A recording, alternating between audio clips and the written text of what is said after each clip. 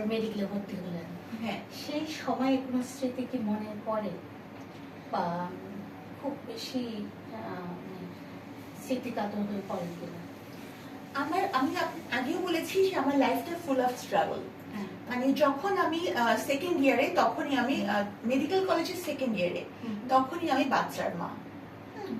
তো তখন মানে আমার খুব মানে সবাই মাতৃত্বটাকে খুব মানে একটা ব্লেসিং হিসাবে নেয়, কিন্তু আমি কিন্তু এই জিনিসটাকে যে আমার সাথে এটা কেন এরকম হিসাবে নিয়েছি, কারণ আমার অন্য ফ্রেন্ডসরা তখনও ঘুরছে, প্রেম করছে, মুভি দেখতে যাচ্ছে বা এরকম। সেটা কি সেকেন্ড ইয়ার?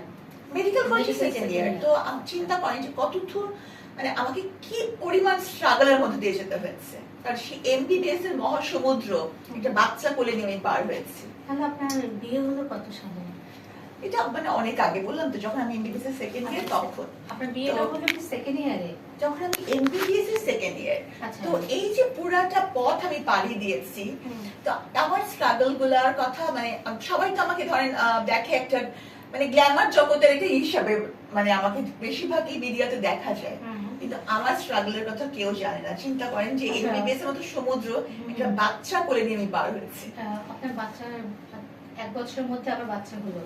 না না, বিয়ের কতদিনের মধ্যে বাচ্চা হলো? 1 বছরের মধ্যে। 1 বছরের মধ্যে। তার মানে আপনার ফার্স্ট ইয়ারে বিয়ে হলো, সেকেন্ড ইয়ারে বেবি হলো, তারপর পুরোটা পড়াশোনা কিন্তু আমি ছিল। হ্যাঁ, বেবির বয়স এখন কত? বেবির বয়স থাক।